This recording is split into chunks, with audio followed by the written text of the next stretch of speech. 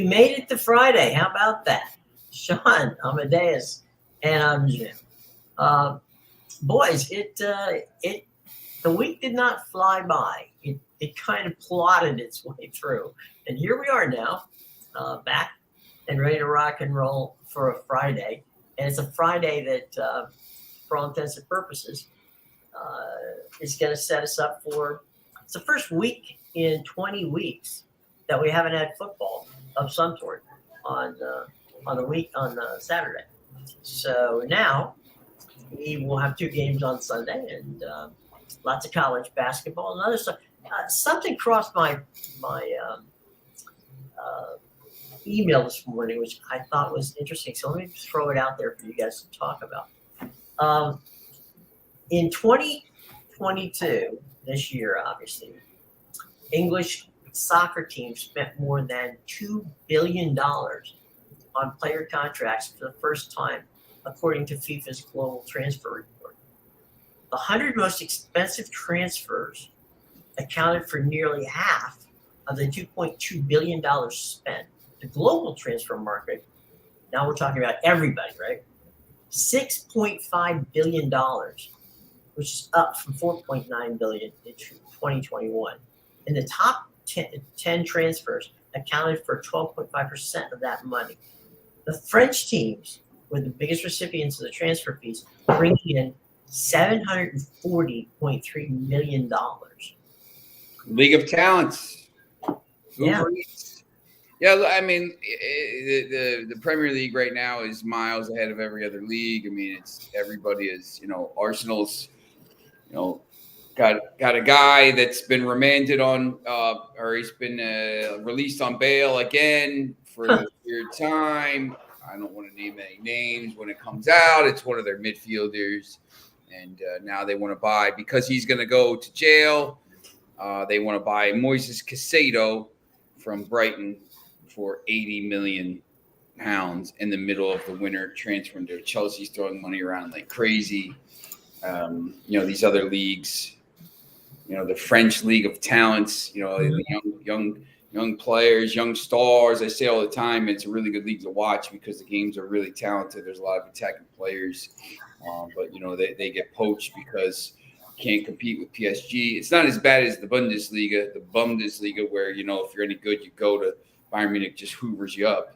Like at least there in the French league, they sell the players overseas most of the time. Although Monaco sold the greatest player of the generation to PSG.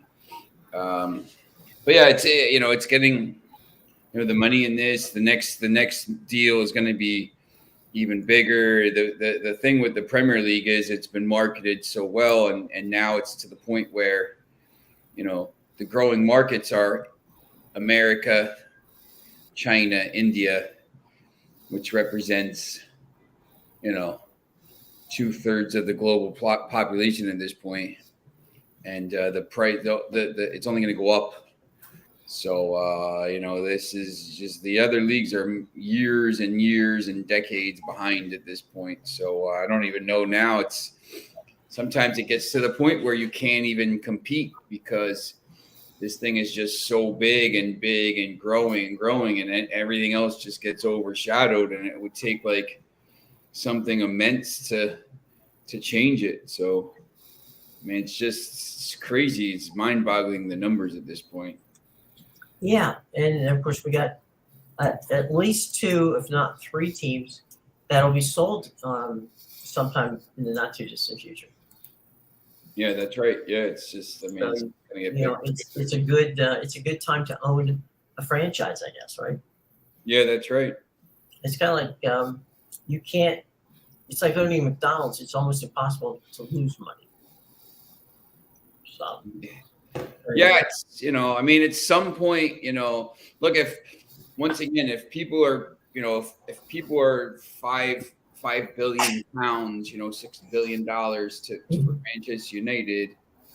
I mean, to me, that's if you're buying this team for $6 billion, you're buying it for 2 reasons: either to,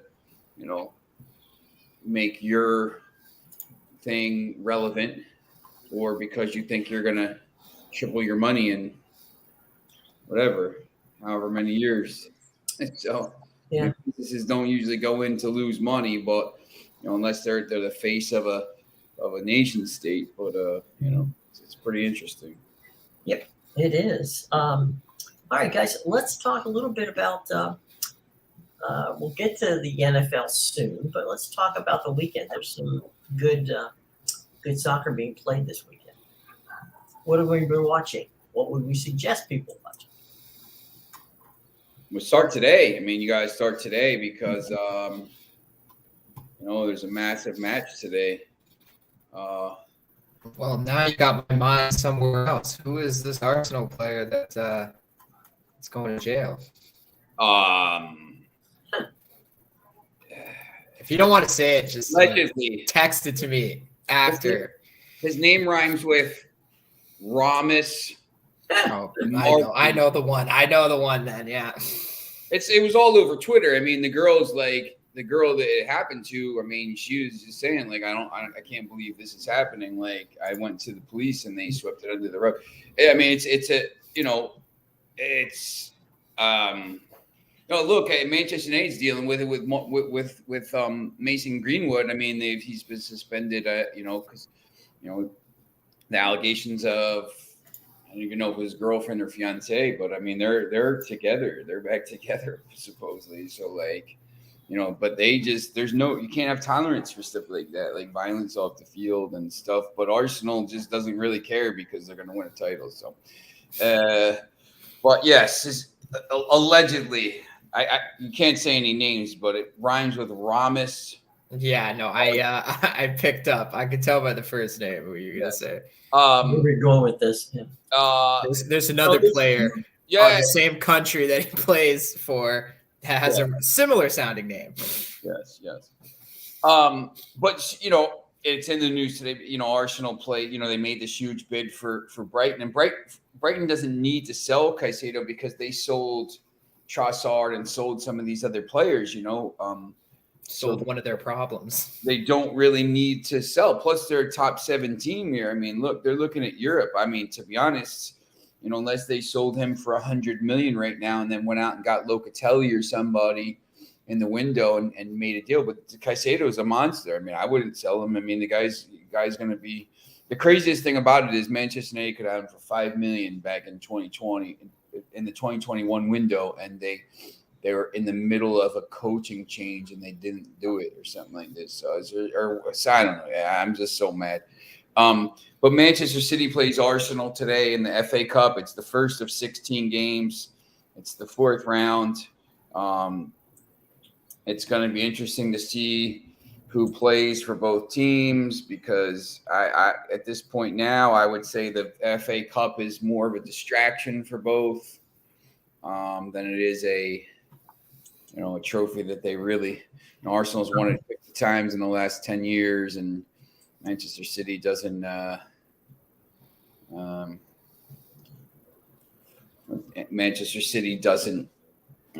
not really worried about that. They're trying to chase down the Premier League title at this point and the Champions League. So, it's going to be interesting. I mean, that's one of, Leipzig plays Stuttgart, Lorient plays Rennes. There's some decent teams, I'm sure. Cluj is playing today. I haven't even looked at the league, but I'm sure they're playing. Oh, Université Cluj is playing, not the regular Cluj. There's always a Cluj somewhere. Yeah. Tomorrow, they on the street. The 2 early games, Walsall and Leicester City. Look at, in Accrington, Stanley, and Leeds. Two huge games for the home teams there down the leagues. Walsall, you pass on the way to Birmingham. You pass the stadium. It's right off the highway there. You got Blackburn and Birmingham City, Bristol City and West Brom, Fulham, Sunderland, Ipswich, Burnley, Luton, Grimsby Town, Sheffield Wednesday, Fleetwood Town, Southampton, Blackpool. The 10 o'clock games tomorrow, I'm not going to lie, are atrocious. Really, anything in the morning before 1 o'clock is not the greatest day of FA Cup in the history ever. Preston North End at Tottenham is the 1:00 game. Manchester United Reading for the third time in 7 years in this round is the at home is the 3:00 game tomorrow. Sunday's pretty interesting. Brighton and Hove play Liverpool. I think that's a really interesting game. Brighton just tooled Liverpool 3-0 a couple weeks ago. Stoke plays Stevenage. Wrexham of Welcome to Wrexham, the TV show, plays Sheffield United. And then on Monday, Derby County hosts West Ham. So, I mean, there's a couple, really the real big games, Brighton and Hove and Liverpool and Arsenal City. And then you got a lot of games. But, the good thing is, you're going to have one of a Blackburn or Birmingham City and around the 16. You're going to have a, Bristol, West Brom. You're going to have some of these lower league clubs, Ipswich Town, Burnley, Luton Town, Grimsby. So, there's going to be, if you're a Manchester United or a Tottenham, hasn't won anything, a Brighton, all of a sudden now, or Leeds even, if you can get through this round, you're going to probably say, look, who's left in this tournament? You got Manchester City or Arsenal. I would think Manchester City wins because I think Arsenal's going to play a weakened lineup and City's rotation is better. If you're Manchester United now, who's the second choice, or you're a West Ham, or you're a Sheffield United even, who's been to the semifinals a couple times here in the last couple years, I would think you think you could make a deep run in this tournament and maybe win it. Sean, I have a friend who's lived grew up in Brighton, who lives there still, and she was telling me the other day that suddenly Brighton is getting casual fans now excited, and so she and a bunch of her girlfriends have suddenly become ticket holders, and they go to the games and they're caught up in it. So it's kind of like it's great for Brighton, which is a nice little town, to have a team that's competitive, because now they keep building on what they on an audience they didn't have before. I would say if Brighton gets past Liverpool, which is a big if, because Liverpool, right. I know Jurgen complained is talking about how they're doing this. Why are they playing on the weekend? Like, come on, man! They've been doing this for 100 years. They've been doing it since 1871. You know how this works. You won the tournament last year, so they just complaining because they're in 9th place this year. But if Brighton gets past Liverpool, I think this is a team that really, as long as like Caicedo stays and they keep, I think this is a team that could really make a deep run, because they're going to try to use this to stay competitive in the Premier League. Mm-hmm. They're right there. I mean, look, they have 2 games in hand on Tottenham and Fulham. They're even on points with Fulham. Fulham's played 21. Brighton's played 19. Brentford's on 30. They've played 1 more game. Tottenham's on 36 points. Brighton and Hove has 2 games in hand. It's not out of the question that this Brighton team could finish like 5th and go to the Europa League next year. Also, if they win the FA Cup, they go as well. So, this is why, if Arsenal is going to give me if they're going to give them $100 million for Caicedo, you probably have to take it. But you could hold him.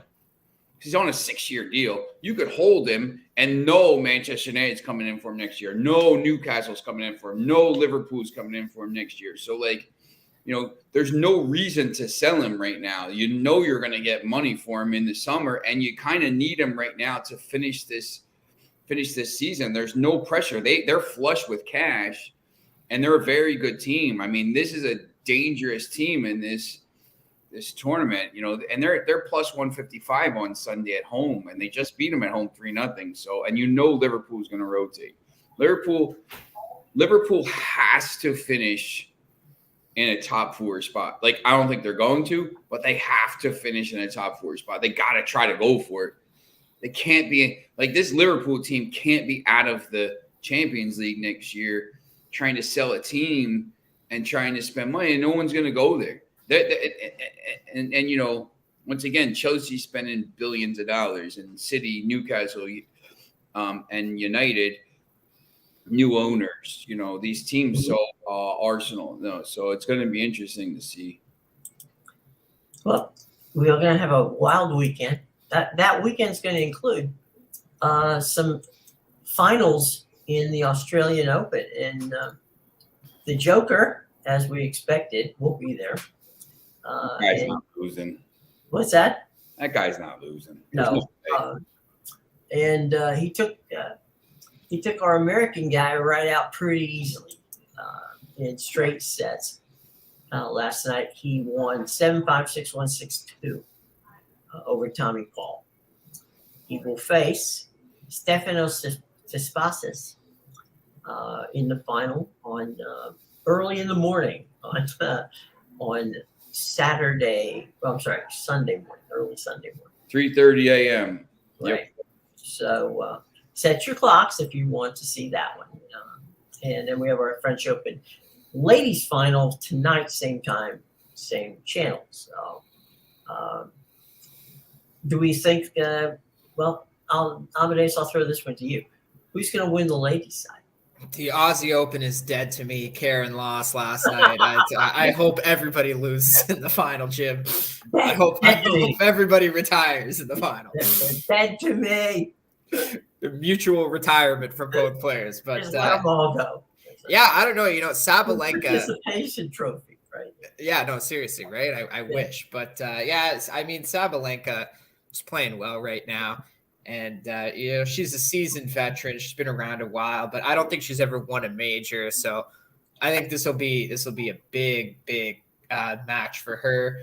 And I mean, Rybakina is good, but like I've seen her choke before. I think this is Sabalenka's Open to take.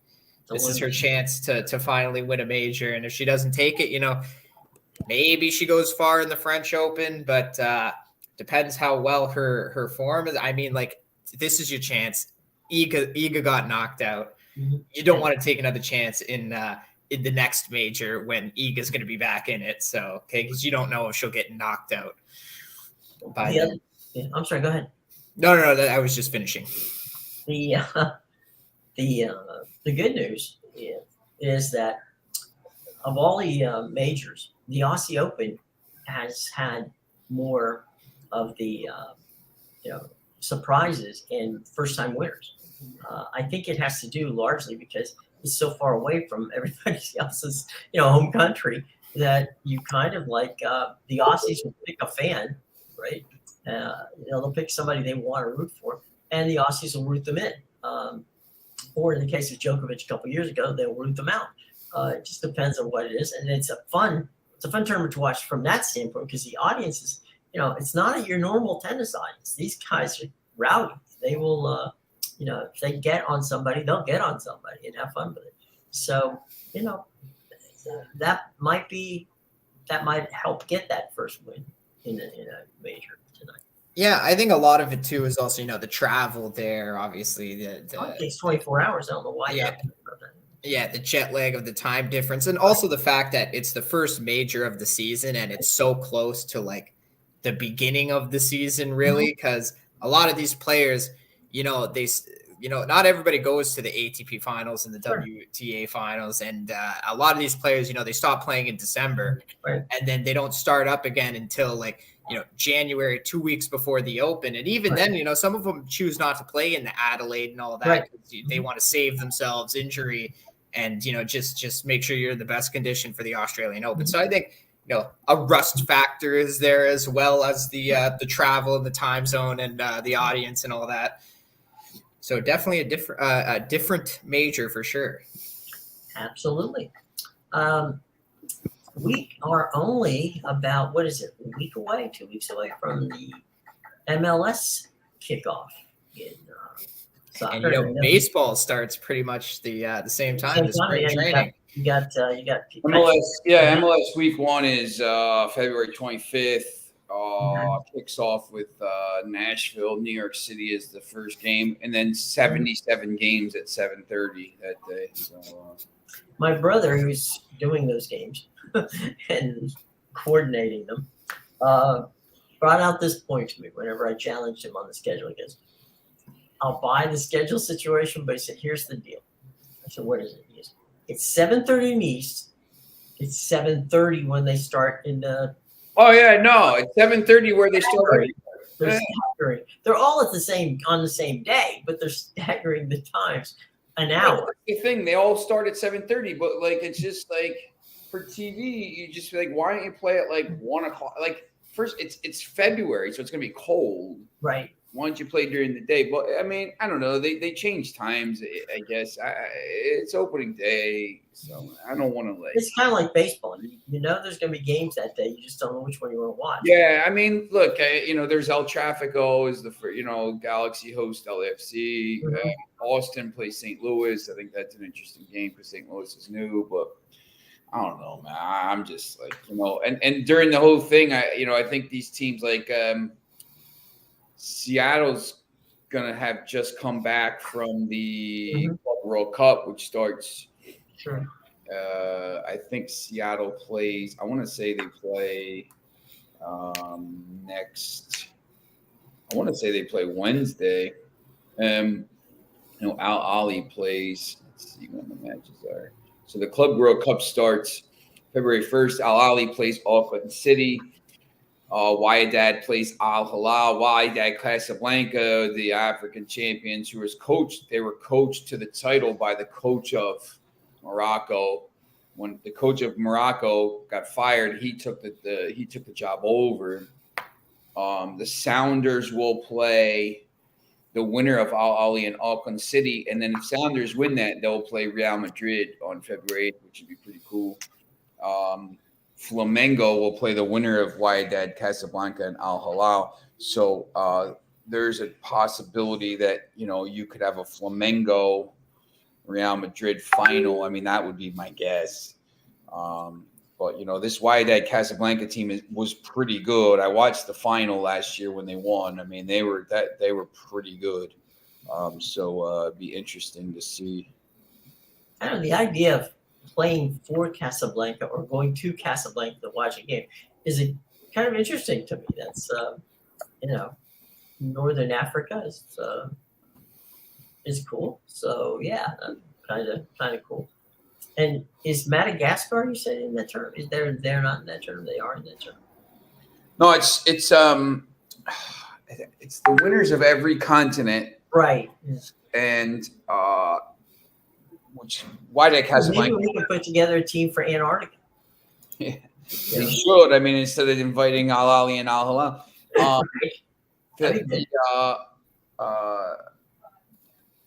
Club World Cup. So the Sounders. Seattle's always been a good soccer town for some reason.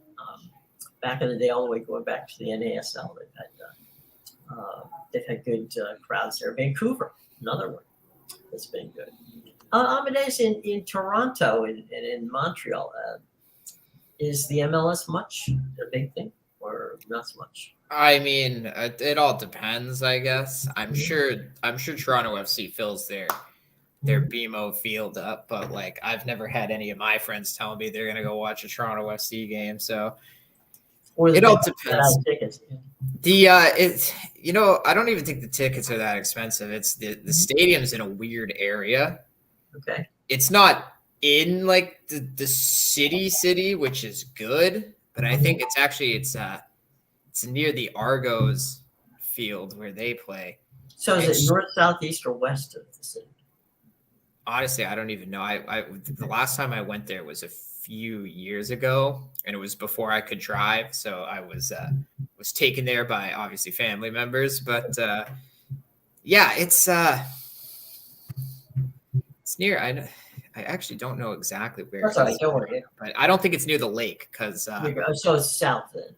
Yeah. Because I know the Rogers Center is right on the lake there, near the CN Tower and the ACC, or not the ACC, I guess the Scotiabank Arena now.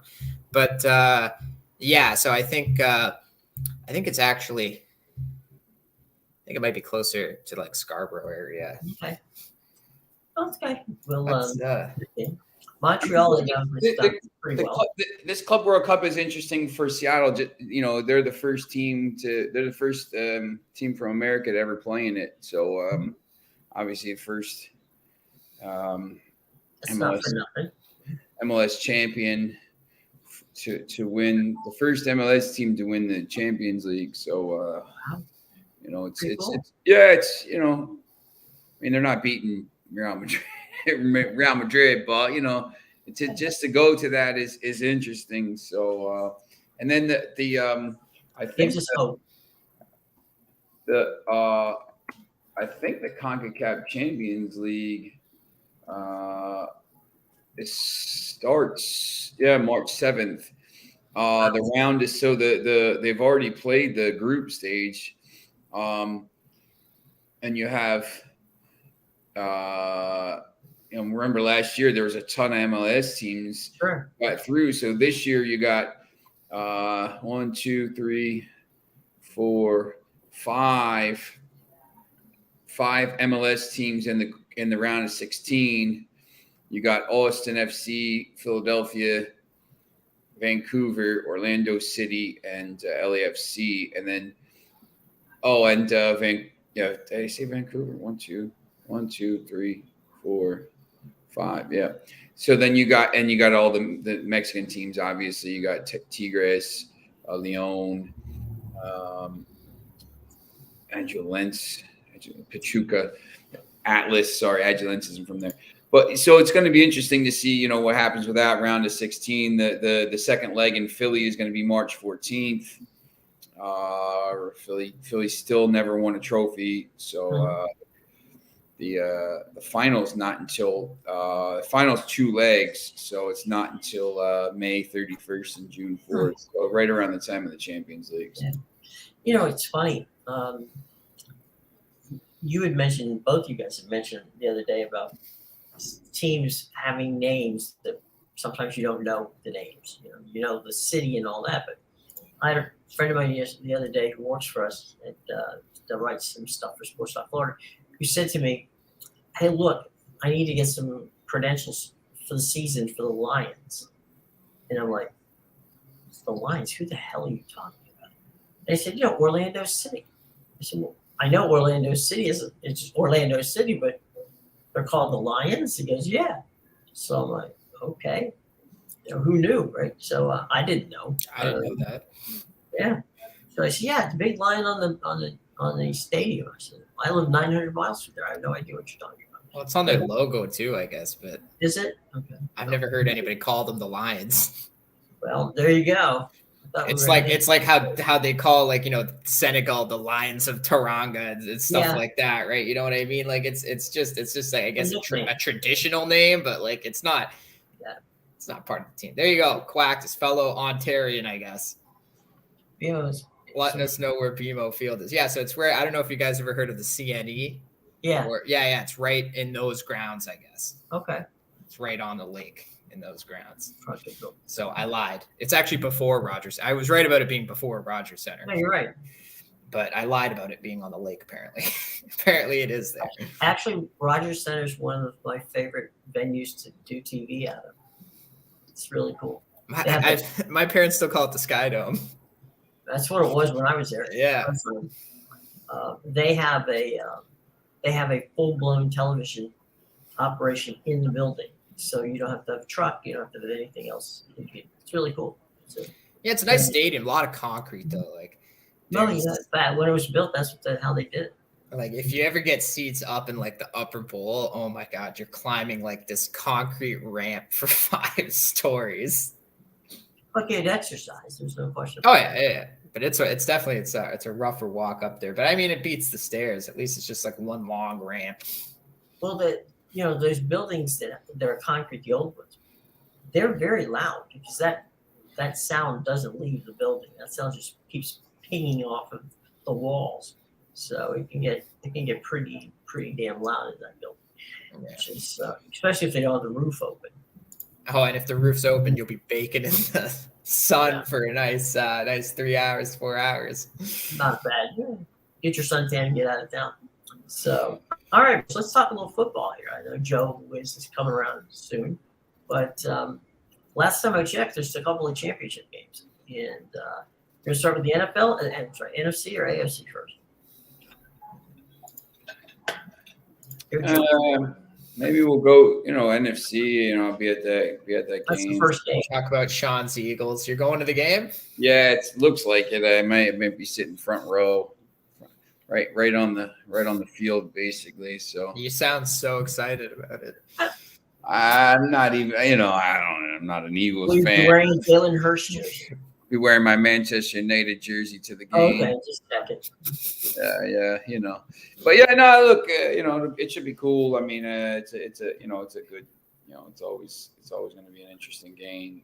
Is there anybody on United with the same name as an Eagles player? Then you can like put the name on the back and be like, no, I'm cheering for the United Eagles. Yeah. I think this is an interesting game to me because, I would have taken the 49ers, but I don't think both road teams are going to but I don't think both road teams are going to win, and I think the Bengals are going to win. So, the 49ers struggled a little bit last week with the Cowboys, and the Eagles did not struggle last week with the Giants. So, the Eagles look really good. So they're probably I just don't know how the San Fran, maybe he's going to be able to score enough points against this team. The Eagles defense is pretty good. I mean, people talk about the San Francisco defense, but so is the Eagles. Well, and you can speak to this. A lot of people don't realize how difficult it is to play a road game in Philadelphia. It is very tough. The crowd is really loud and very boisterous, and they can be that way for 3.5 hours, and they can make your life hell. You cannot hear yourself think in that building. And if the Eagles do badly, they can't hear themselves think either because the fan will get on them too.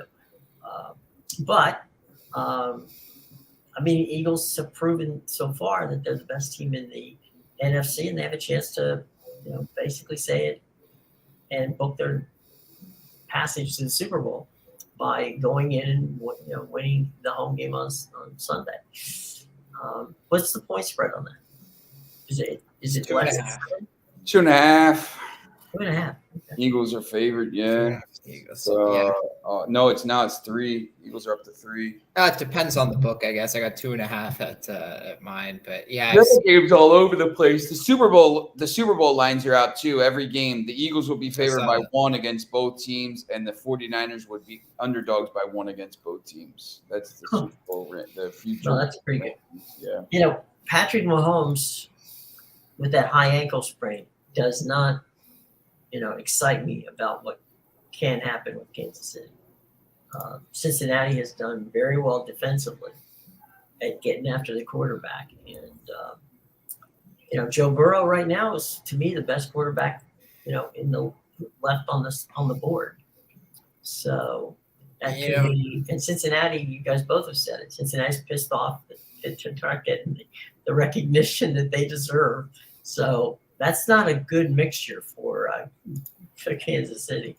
A team coming in that's healthy, B, pissed off because of what's going on, and now has a chance to beat you for the 4th time in a row. Yeah, this game just pisses me off, honestly, because everybody and their mothers running to play the Bengals because of the high ankle sprain. Mm-hmm. And the last thing I want to do is be on such a public side.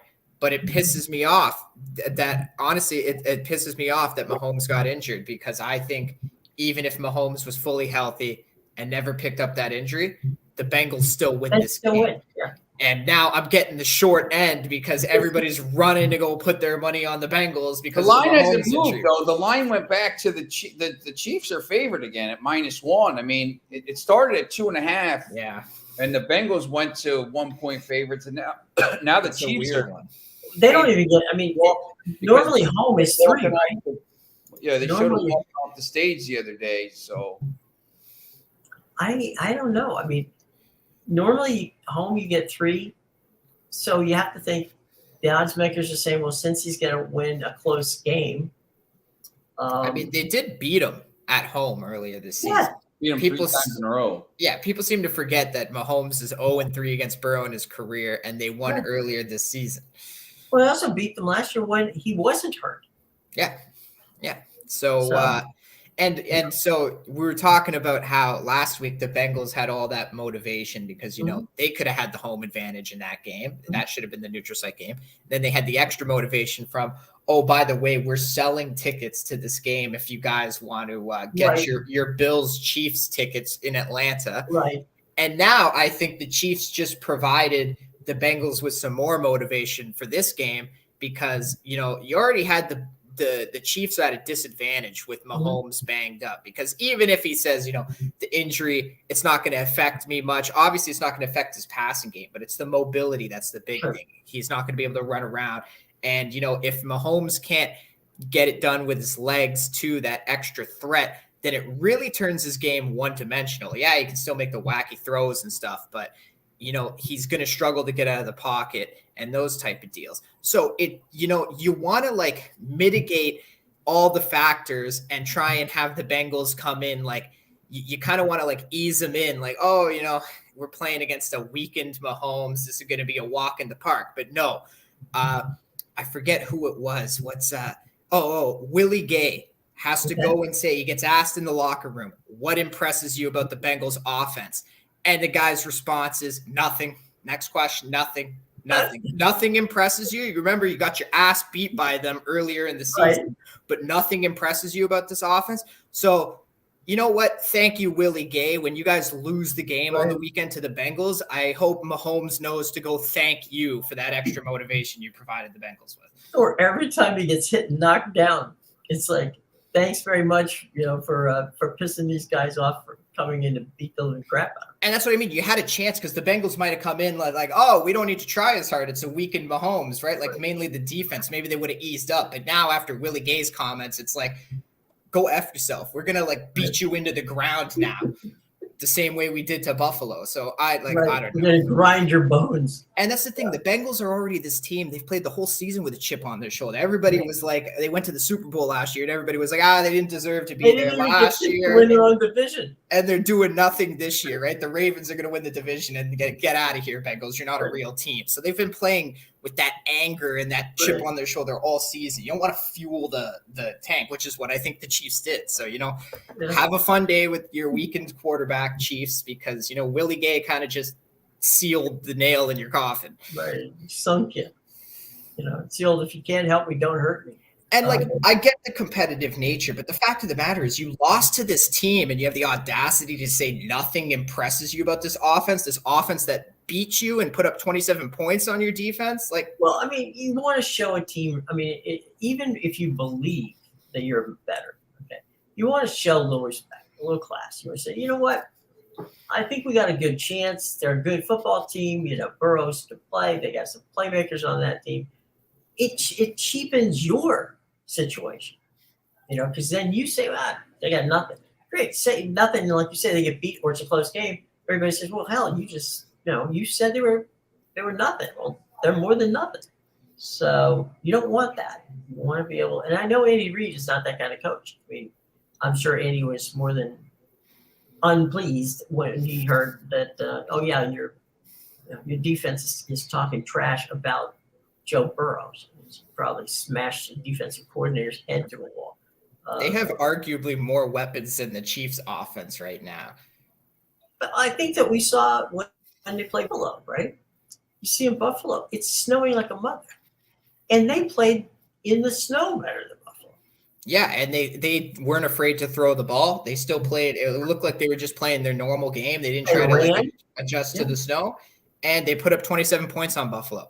And Buffalo, who, you know, the whole advantage of playing in Buffalo is you got the Bills Mafia mixed with, you know, you got to come play us in the cold and the snow, which we're used to. Well, what happened to that? What happened to that advantage? Well, they act like Cincinnati's not in the middle of like the Midwest and has like it never snows in Cincinnati, right? Yeah, it's not like Ohio has the lake effect or anything, so they get as heavy snow. You're not playing the Cardinals. I mean, you're playing like, you know, it's ridiculous. Right. You know, you're not playing a team for the desert. It's Cincinnati. Why Cincinnati's in a division where you play Pittsburgh, Baltimore, And Cleveland. I mean, it snows in all four of those games. You see that something. Oh yeah, man! It's like Cincinnati. They played the Ice Bowl. It's like it was -57. Like it's not.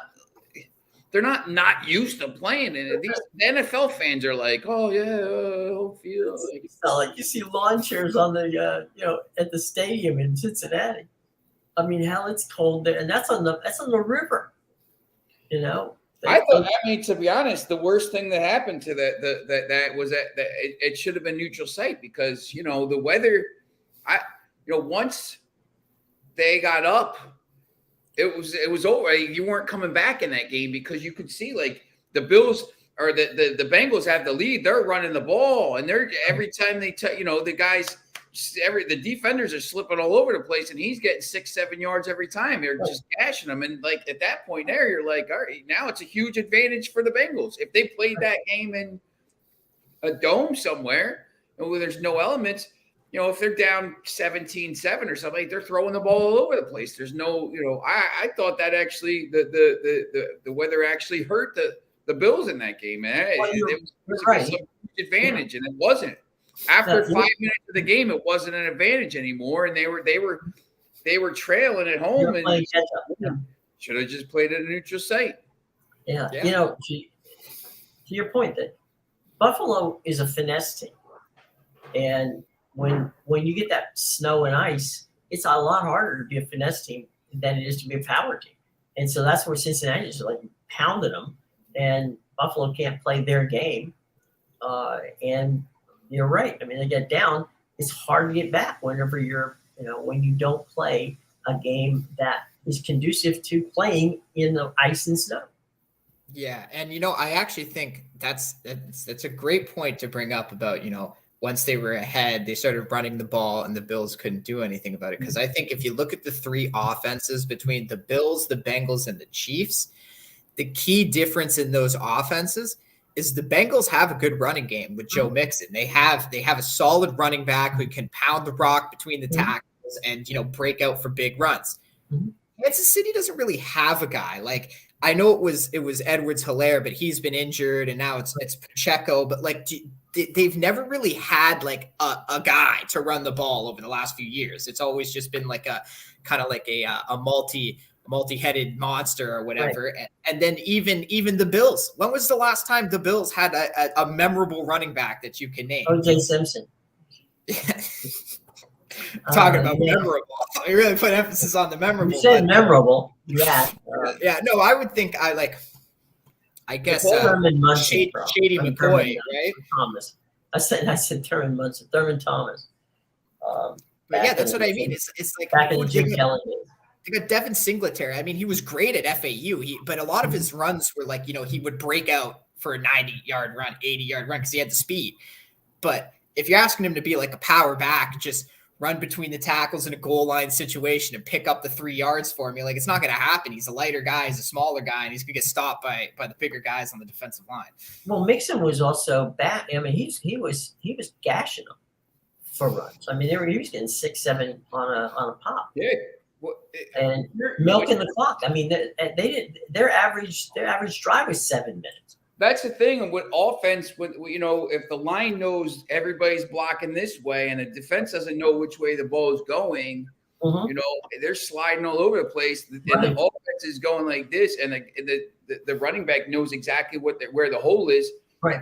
They're every 6-7 yards. And now clock runs. I mean, that's the thing. I mean, I was watching that game as soon as people were talking about the weather, and I'm like, nah, the weather's it hurts the Bills at this point. And it ended up, once they got down, it was over. They weren't coming back. They weren't.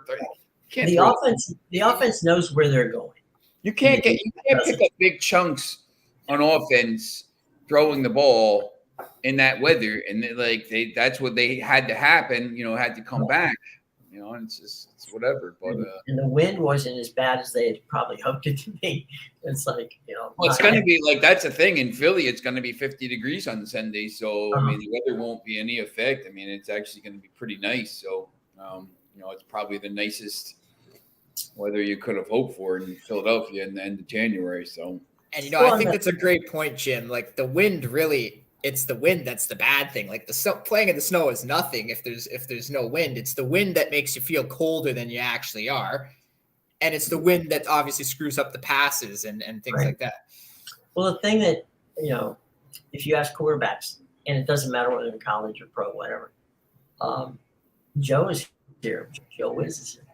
They'll tell you they don't mind rain. They'll take the rain, but wind, no, because the moment you let loose of the ball, you've got no idea where it's going. You may overthrow, you may underthrow, it may knock you down. It's tough.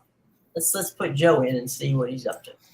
He's got to connect his device. Oh, it's not connected. I actually have a funny story about the rain. So obviously, I watch a ton of soccer, and normally my girlfriend doesn't, just because she's either at work or in school in classes when the games are on. So I'm normally watching by myself. And the other day she was watching the game with me, and just because it was pouring rain, she goes, "Oh man, how do they play in that, right? I bet you this is going to be an under. I don't think either team's going to score." And I just looked at her. I was like, have you seen England? It's always raining. Like this weather is no different for them. It's just a normal day out on the pitch. Right. It's not going to affect the total. Rain. Yes. What's Joe, up? how you doing? Good morning, guys. How's everything going? We're fine. We're just talking a little bit about the 2 games this weekend. You might know they're playing a couple of games this week. Yeah, I'm sure you heard my rant on the Bengals. So what's we talked about the Eagles and San Fran first, Joe. Absolutely. Didn't hear what you guys had to say about the game. I'm kind of curious what questions you might have. Well, I guess from the standpoint, we were a little interested in the first game, the Eagles and the Niners. We're all a little, we all liked the 49ers, but we thought the Eagles had been playing well enough to beat them. I figured out why Sean likes the Eagles, because he's going to the game and he's afraid to wear a 49ers jersey. I'm wearing a Manchester United jersey. Still 49ers red. You better hope it has some green colors in it. Yeah. But the line's moved up to 3 at some books here, so it moves a little bit. I know some places still have it at 2.5, but what are your thoughts there? Yeah, when you look at it here, I mean, San Francisco, they've won 12 in a row. I mean, the quarterback edge, I think the biggest difference is I do give the little bit of a quarterback edge to Jalen Hurts over Purdy because he's mobile.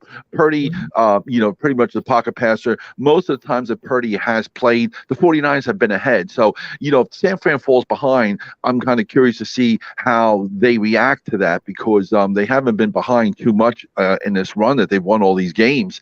And, we know about San Francisco, we know about the Philadelphia Eagles and their defense and how they have, they've led the NFL with 70 sacks, just 2 off the record. And ironically, they have 4 players that have 10 sacks or more. So it's not just 1 or 2 guys. They have 4 of them that have 10 sacks or more.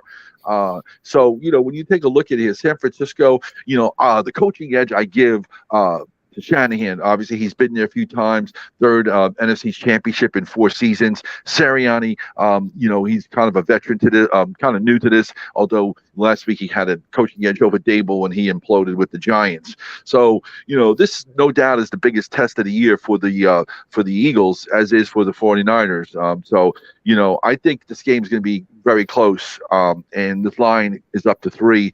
And when you're getting a team that's won 12 games in a row and has the best defense in the NFL with Nick Bosa, 18.5 sacks.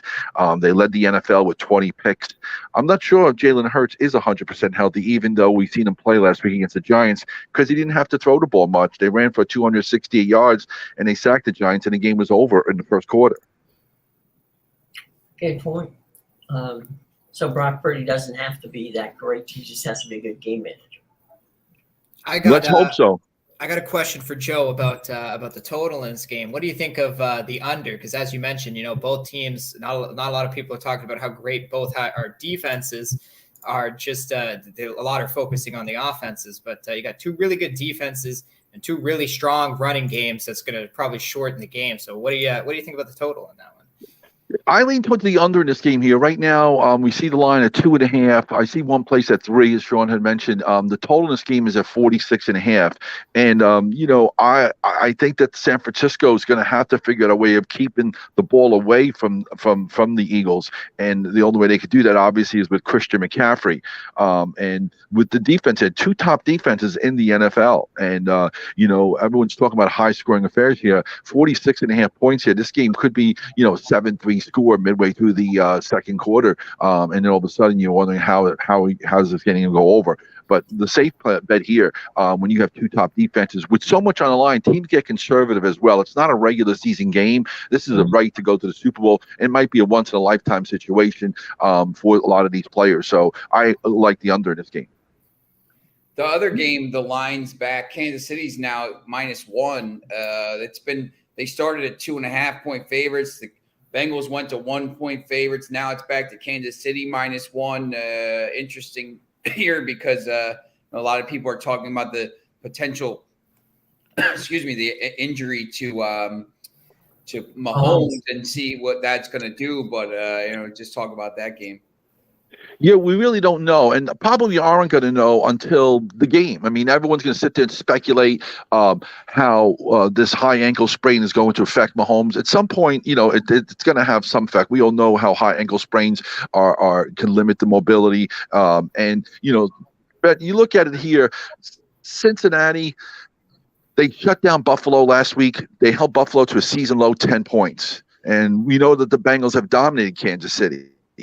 When you look at it here, you got 2 good head coaches here. Give a little bit of an edge to Andy Reid. He's got his 20th playoff win. He tied Tom Landry, and I think that we don't know exactly what's going to happen with this game as far as with Mahomes. This total is also high. It's 48. I think this game goes under the total. Everyone looks at Cincinnati and they look at Kansas City and they expect explosive offenses here. But I don't think that would be the case. But I'm looking for this line. I was looking to get Kansas City with a couple points at home. That no longer exists because now the money is on Kansas City -1.5. But my money, I know a lot of people have different opinions on it. I'm going with the home team here. I think Kansas City will figure out a way. And don't forget, last year they had Cincinnati beat in the AFC Championship game. Okay, right before halftime, they didn't get a touchdown. Otherwise, they would have taken a 23 lead, and all this domination of the Bengals in Kansas City wouldn't be a talk here. And last time Kansas City lost the game was the last time they played Cincinnati, and that was back in the early part of December. I'm on Kansas City here. I'm going to roll the dice and hope that Mahomes is 90%. Well, Joe, with regards to, we're talking about the high ankle sprain. Usually with that, it would not be odd to see Mahomes start the game and look Mahomes-esque in the game. It's when the ankle begins to swell, which usually happens, 20, 30 minutes into running around. So there's kind of a window for the Chiefs to get something Mahomes-esque in the early part of the game, maybe even the first half. But then once that swells, there's no way you get it to go down, and that's when he starts getting in trouble. Yeah, well, he's had 8 days to recover, and we really don't know. I mean, how extent this high ankle sprain is, and that's a big question mark there because that's something That's my only concern. I'm going with Kansas City. It's a gut instinct play. These 2 teams are evenly matched. Kansas City at home.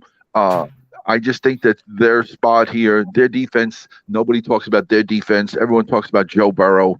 But if Mahomes can connect with Kelsey a couple times, last week he tied a NFL playoff record with 14 grabs and 2 touchdowns. He has 14 career postseason touchdowns, and we know about Mixon and the Bengals, but every game these 2 teams have played have been very close games. I'm expecting another game that this might be, come right down to the wire. It wouldn't shock me, whoever wins the game is going to be by a field goal. But I'm just going to go with the home team here. That's my play. Joe, you got 146 NCAA college basketball games on Saturday. There's a couple of kids playing, in the street down from me. Perhaps they're on that list. I don't know. That's a lot of basketball, my friend. A lot. There's not too many games Sunday because of the NFL. So Right. like a lot of the 146 games. So you got almost 300 teams playing. Probably be able to find something in that mix, right, Joe? Absolutely. When you look at it here, everyone is enamored with NFL. NFL is the most heavily bet sport, and everybody wants to, other than soccer, of course. But when you take a look at the opportunities in basketball, college basketball, bookmakers limit people on how much they can bet in college basketball. They'll let you bet whatever you want on an NFL game because they know there's no edge there. The lines are very accurate. I mean, either one of these games with the NFL, Kansas City or Cincinnati, it's not going to surprise you if any of those teams win. The lines indicated. I mean, there's no shock here on either of those sides. But when it comes to college basketball, when you have 145 or 147, not including the NBA, there's always opportunities. You find weaknesses in the line. And, this is what I found. This is what I do. I've been doing this for over 20 years. And being on the bookmaking side, I always used to worry about the college basketball. That's what we always worried about, is people coming in there and playing these obscure teams that nobody is familiar with, because there's so many teams out there that you can look at, even in a game like today, like, you have Ryder playing Marist, okay? Most people don't even know where Ryder or Marist even located. Ryder's favored by 3. The total is 129.5. Ryder plays all close games. They've gone under 7 straight. I actually like Marist in that game plus the 3 today at 7 o'clock. But yeah, with all the games here, I always find more opportunities to make money and when you have more games to choose from. Sure, and there's value there. There's no doubt. The other thing, Joe, there's 16, FA. We big soccer guys. They got the FA Cup, the oldest competition in the world. You got 16 games this weekend starting today. Manchester City at home. One of the best teams in the world, favored to win every competition right now except for the Premier League. You got them at minus 125 at home against Arsenal, and then you got the games Saturday. You got Manchester United, Reading, and Brighton and Liverpool Sunday. I know we looked at that on the ESPN show, and you actually had Newcastle money line on Tuesday and Manchester United on Wednesday in the Carabao Cup. So I know on your website, on your Twitter page as well, Joe Wiz Sports, right? Yeah, absolutely. Like I said, I find soccer, there's always good value in soccer. And, I'm glad that the World Cup, brought more attention to soccer, because more and more people, obviously soccer is the most popular sport in the world, but here in the U.S., people are still getting acclimated to it. But yeah, Arsenal very rarely loses, right? And so this is a big game here this afternoon. I'm kind of curious to see what you guys come up with that. Of course, tomorrow you have a game that goes 11 a.m. Manchester United heavily favored over Reading. I think that total went up to 3.5. On my show, it was showing you and I talked about it. We felt that maybe the under Manchester. I don't think Reading is going to score. So there are opportunities. Reading went from plus 1,400 to plus 1,900 now. Manchester United's minus 770 now. So that line's See, a game like that, you can't. I wouldn't play Manchester United, but I'd take a look at a total or combined. With soccer, you could bet who's going to score, whether Reading scores or not. I don't think Reading is going to score, so that's why I gave out the under in that game. Manchester United with the huge favorite there. So I don't like playing favorites in any sport. So generally, I'll look for a total and find opportunities to make money that way. Yeah, we have Manchester United win to 0 there in that game. They beat them 4-0 and 2-0 in the prior meetings, and that's at minus 135, so decent value there. So there's always some ways to bet. Amedeus has some games there. Amedeus, what's your big soccer game for the weekend? Yeah, I mean, obviously it's not going to be in the FA Cup. I mean, today I do have a free play on Arsenal plus the half, just because you're getting plus money for the double chance on them.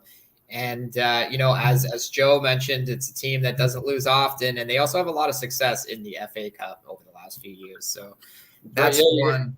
Arsenal's plus 350 right now and they're better than City this year, so it'd be interesting.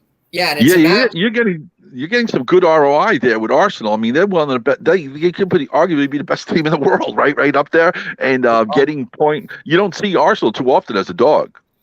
Yeah, it's a match I find interesting just because, it's a cup match and these two have yet to play each other in the actual season, just because that had to be the game that got canceled when the Queen died, and then it's so unfortunate because I wanted to watch that one so badly. But yeah, these two still have these are the two in the title race right now, and both of them still have 2 matches against each other this year. It'll be interesting to see how they play today, because I think neither will want to give away too many secrets. You don't want to come out with your strongest play style here and best lineup, and then you really give the other an advantage when you two meet in the actual league. So I think it'd be interesting. I think it's in both teams' best interest to probably start weaker lineups here. Yeah, I'm on Arsenal here. I like Arsenal getting money here. Whenever you get a great team like Arsenal and being an underdog, I think that's the value play for me. Hey, Joe, it's time for shameless plugs. We're running your information on a scroll, but some people are listening. They may not be near their computer. How can they get in touch with you? How can they find out all the good stuff you got going over the weekend? On Twitter, Joe is Sports, and those, they download the app on 98.7 ESPN in New York. Both Sean and myself will be on Saturday morning at 8 a.m. and Sunday morning again at 6 a.m. We talk about a lot of the college basketball game, big NBA game tomorrow, perhaps a preview of the NBA Finals with Denver visiting Philly tomorrow. That's going to be a great game in the NBA. We got all the college basketball. We got the SEC Big 12 Challenge. You got Kansas, who's lost 3 in a row, only the 3rd time in the last 20 years. They've had a 3-game losing streak. They travel to Rupp Arena to take on Kentucky. You have Texas taking on Tennessee, looking for an upset there. So we talk about that on Instagram or Twitter. I'm on Joe is Sports to get free picks. And, of course, Fine Line, we're on hopefully nationwide, Jim, with a little bit of help from you. We're going to be on nationwide soon. And right now we're on 98.7 in New York. They can go to 98.7 and download the app no matter what part of the world they're in and listen to the show. We give out a lot of free picks on the air, just like you guys do here. And by the way, great job with everybody here. And I love listening to you guys as well. Gave out the website as well, Joe Wiz Sports, to get the free the newsletter, and also if they want some picks now, 888-WIN-7000. Call Joe and get that free pick right now, and get. The newsletter gives all kinds of different sports. I mean, it's pretty good. And, obviously Instagram and Twitter. And maybe someday, Joe, maybe tonight is the night someone wins the Powerball. And it's us. All right. Maybe not. Okay. Maybe that's him winning his ticket and going to cash it right now.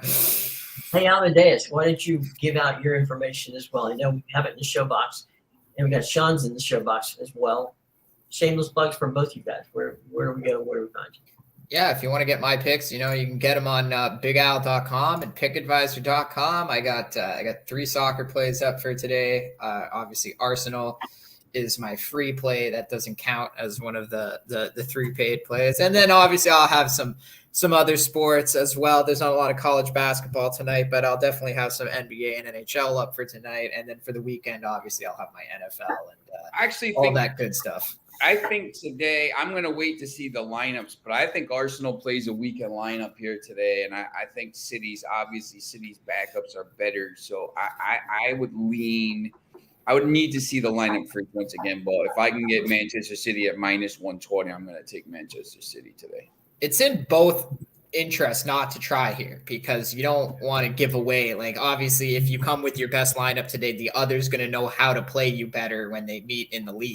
I think City has people that are trying to compete to get into that first team. I mean, obviously Mahrez has taken over that right wing, but they have some players that are trying to get into that team. And I just think City's backups are better than Arsenal's backups. How, if they both go full strength, which they might, because they don't have another game for a week, really not even 8 or 9 days here. Then I might have to change. I would maybe, if they both go full strength, I think the Arsenal win and draw at +110 is probably a decent value.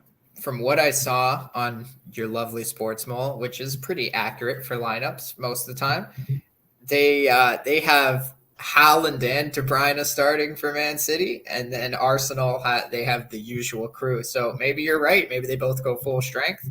And if that's the interesting. case, then Arsenal's definitely the play. Yeah, I mean they they don't have another game for a while. I mean, there's no midweek games. They're not in the neither of them are in the Carabao Cup. Sportsball says 2-2, which is interesting. I would love for maybe them to play some full strength players and 6 or 7 players to get red cards and maybe some whatever, and then to be out for a while. But it is what it is. I still between of the two teams, I think it's in Arsenal's interest to kind of play a weekend lineup more than it is for City, because City has a bigger a bigger squad and stuff like this. But we'll see around 2:00. So check if you're looking to wager on that game and you're watching here, just check on our Twitter accounts, ask us, send Amedeus or send me a message at it's around 2:00, and we'll say, look, strong team, look, weakened team, back off or whatever. So if you need to do that, just do it. Our Twitter page is right there. There you go. All right, boys. Looks like we get ready for the weekend. Any final thoughts before we get out of here? Oh, I know Bulu, the Cap and Girl, will be on tonight, previewing 6,000 NCAA games for the next 17 weeks. So make sure if you're all at once. Yeah, he's got all the games, he's going to go through the games tonight, and he's going to go through the games, some of the games on Saturday that he likes, and then the Saturday morning show, he's going to go through those. So I know he's been pretty hot with his picks. So we'll see. There you go. And just one last note before we end: Arsenal just bid for Caicedo again, and Brighton rejected again the $74 million bid for Caicedo. So. Yeah, it's going to take 100 It's slowly creeping up, because it was 60, I think, yesterday. It's going to take 100 million to get him at this point. So we'll see if they're willing to do that. Yep, that's a lot of money. Just saying. Yeah. All right. And the player sees none of it. Yeah. Somehow that just does not seem right, but hey, it is what it is, right? All right, guys. Everybody have a good weekend. Be safe, be well, and we will see you come Monday when we'll know who's going to be in the Super Bowl.